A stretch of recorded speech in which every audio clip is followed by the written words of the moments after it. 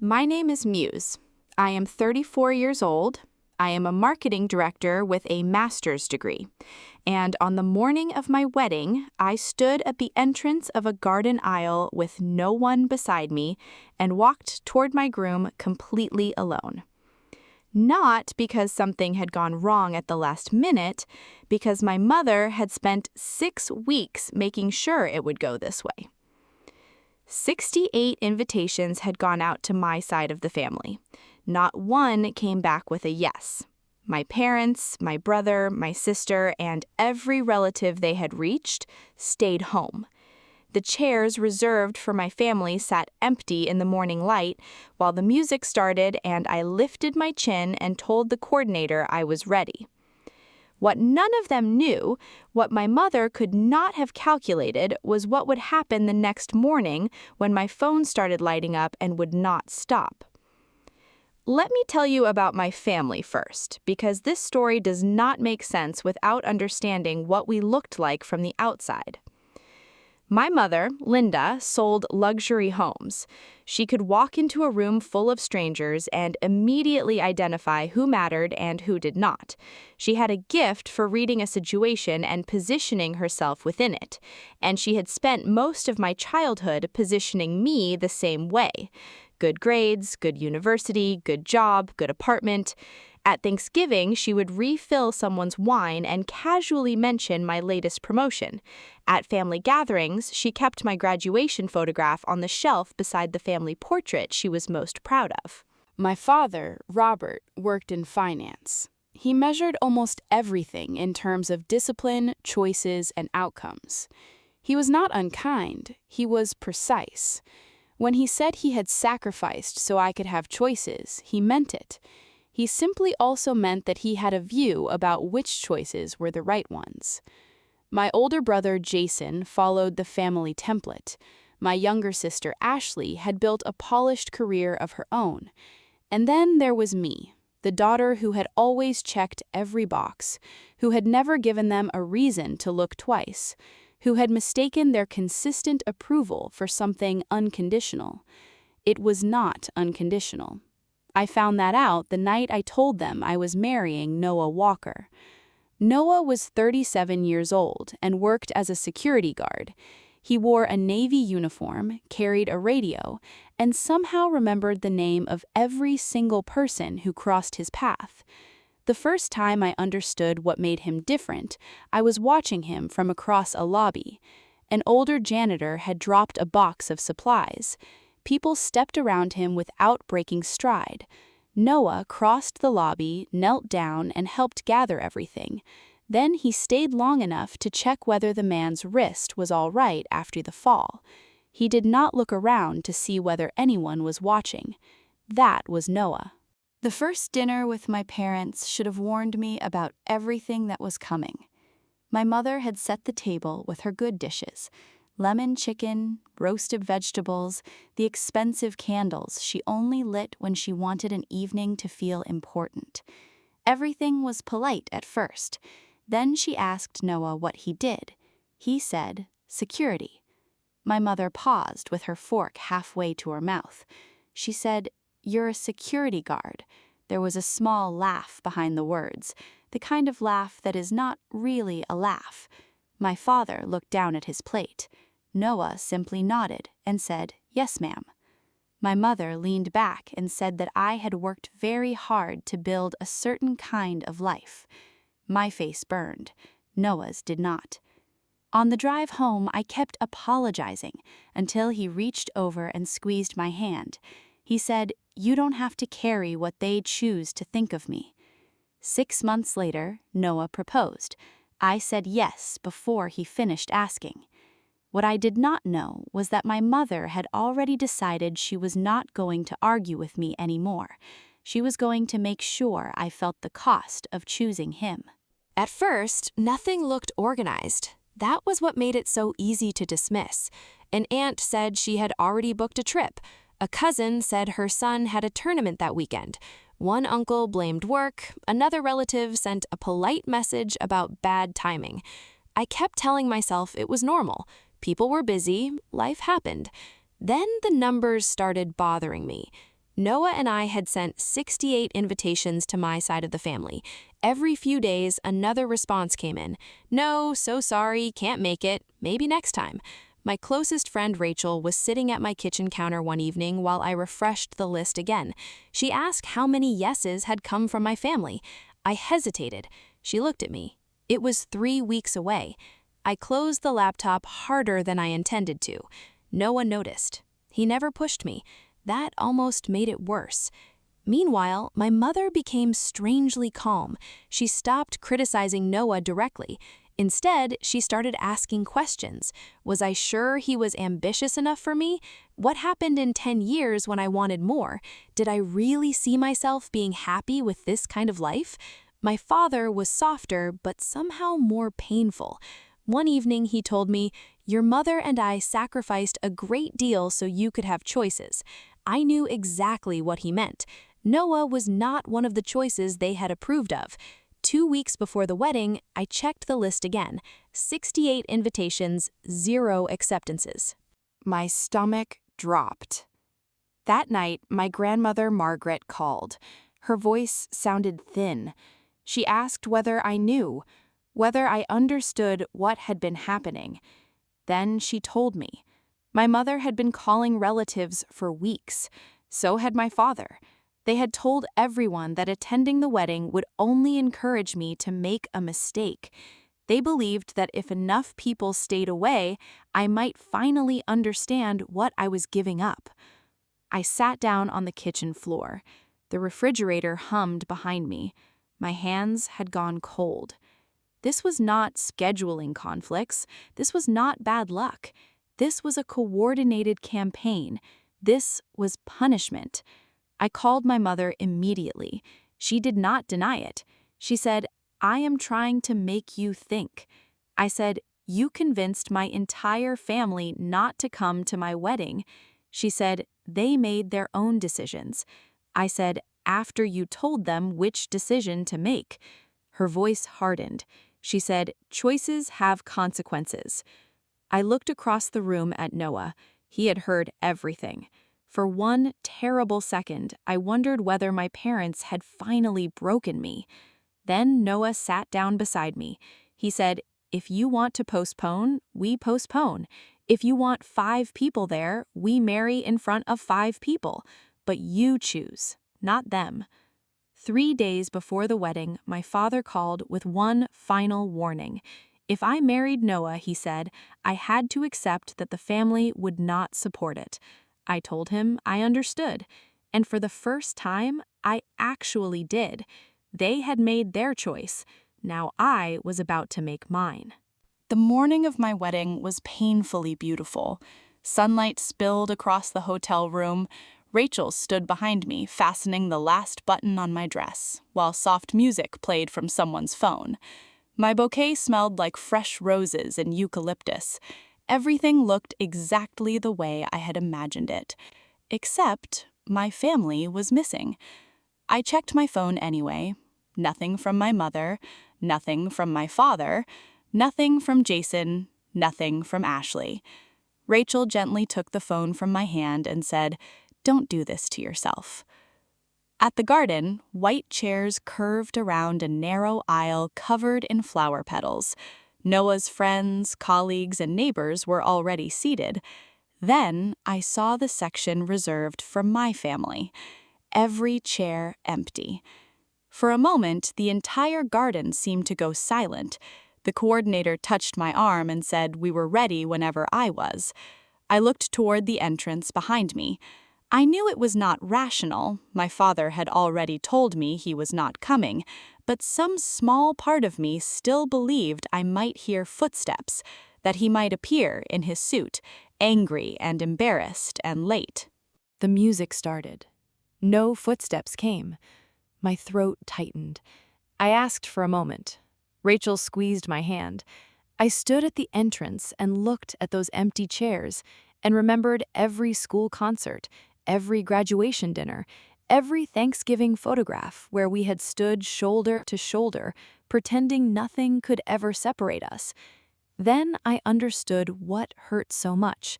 They were not absent because something had happened. Their absence was the message. I lifted my chin. I said, I am ready. I walked down the aisle completely alone. I could hear my heels against the stone path. I felt my hem of my dress brushing my ankles. I heard someone quietly sniffle somewhere in the filled chairs. I forced myself not to look at the empty section again. Then I looked at Noah. His eyes were wet. He was not watching the empty chairs. He was watching me, and somehow that kept me moving. Near the second row, Rachel lifted her phone for a few seconds. I barely noticed. I want to pause here. Because walking down that aisle alone on your wedding day, knowing the empty chairs are not an accident, that every person who should have been sitting in them made a deliberate choice to stay home, is not something you process in the moment. You file it away. You smile. You reach the man you love. You say the words. You sign the register. You eat the cake. You dance. You try not to count what is missing. It is only later, in the quiet, that you understand what you survived. If you have ever had to walk towards something important completely alone, drop a comment below. And subscribe right now, because what happened the next morning changed the shape of everything that came after. That night at the hotel, I turned off my phone before climbing into bed. I did not want to read another excuse. I did not want to see another apology from a relative who had chosen their own comfort over my wedding day. I wanted one night of quiet. The next morning, I switched my phone back on. The screen lit up. Then again, messages arrived faster than I could read them. Rachel was calling. When I answered, she did not say hello. She just said, the video. I asked what video. There was a pause. She said, the 10 seconds I posted last night. I opened the link she sent me. The clip was simple. Me walking alone, the empty family section, Noah waiting at the end of the aisle. Rachel's caption read, her groom is the security guard her family refused to accept. That should have been the whole story. It was not the whole story. Before I could finish watching, I saw the first comment. 4 words. That's Noah Walker. I read it twice. Then another comment appeared. I know him too. A third followed before I could scroll. He stayed with my dad for 3 hours after he collapsed in a lobby. Wouldn't leave until my sister got there. I looked at Noah. He was standing by the hotel window, still half-dressed, watching my face change. He asked what was wrong. I handed him the phone. The view count climbed every time I refreshed. Comments kept arriving. A younger man wrote that Noah had trained him when he was new and scared, and one mistake away from losing his job. An older woman wrote that Noah had stayed with her during a building emergency, found her a safe place to sit, and called her daughter because her own hands were shaking too badly to use her phone. A former colleague wrote, he treats the cleaning crew the same way he treats executives. That tells you everything. Nobody needed to say a word against my family. The contrast did all the work. I turned to Noah.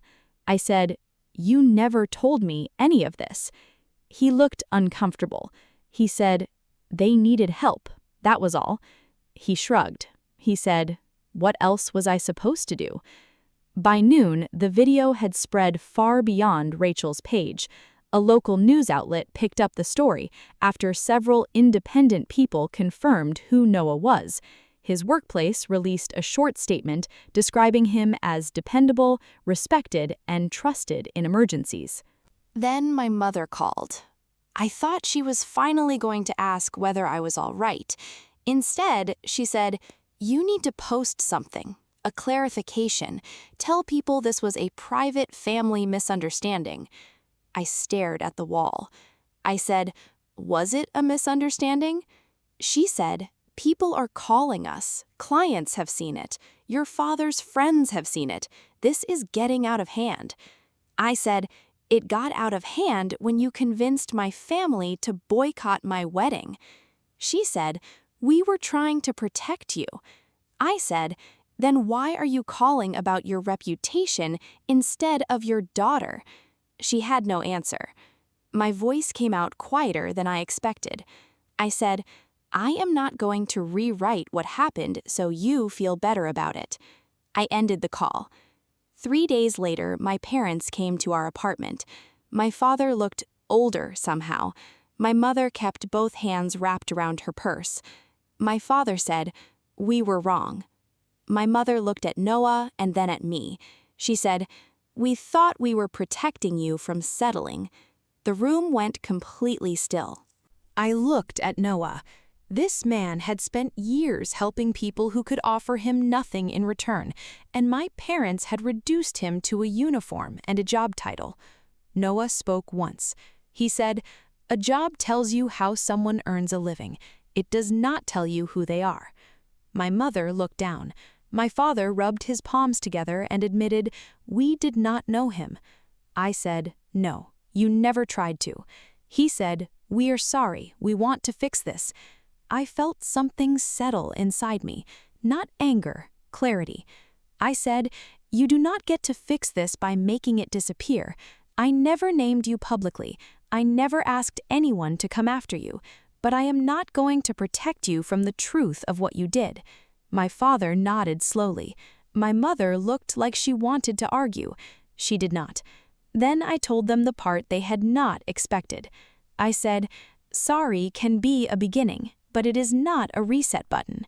For the first time in my life, my parents had no answer, and for the first, I did not need one from them. The call started the following morning.